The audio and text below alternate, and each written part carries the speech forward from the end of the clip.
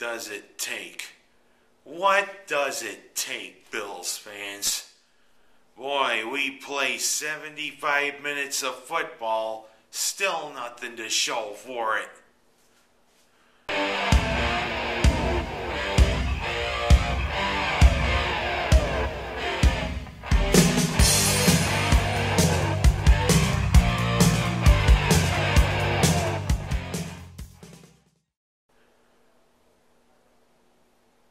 I was like a lot of Bills fans this past week.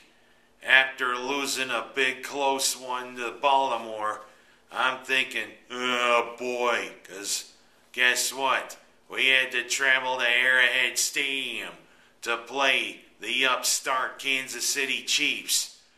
And I'm thinking because Kansas City has the #1 rushing offense in the NFL. Oh boy, here we go again. Jamal Charles and Thomas Jones are a definite 1-2 combo for the Chiefs. But you know, this Bills team bended, but they didn't break. Other Bills teams bended and broke.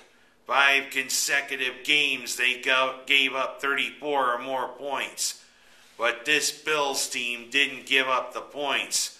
Although again, they couldn't pick off the ball. And again, they had to give up a ton of yardage on the ground. What does it take, Bills defense, to stop the run? Because you know, you're just like the Salvation Army. You give up a whole bunch of yards on the ground, and other teams are like, well, you know, thing is, as I said, we bended, but we didn't break. We did give up 10 points to the Chiefs, and we had a field goal just to show for it until late in the game.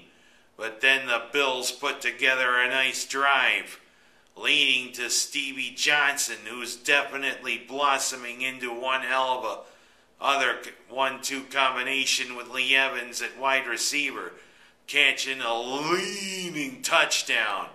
And you know, they had to go to the replay for that quite a few times.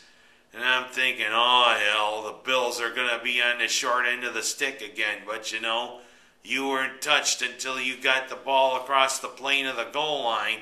And that's all that counted. 10-10. We had a chance to maybe kick the winning field goal in regulation.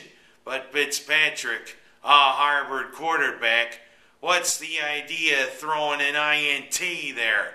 We could have run the ball a few times and gotten into Lindell's range. But no, you had to throw the ball. And also there in overtime. The thing is, we did drive into Lindell's range. He nails the field goal, but guess what? Kansas City calls the timeout.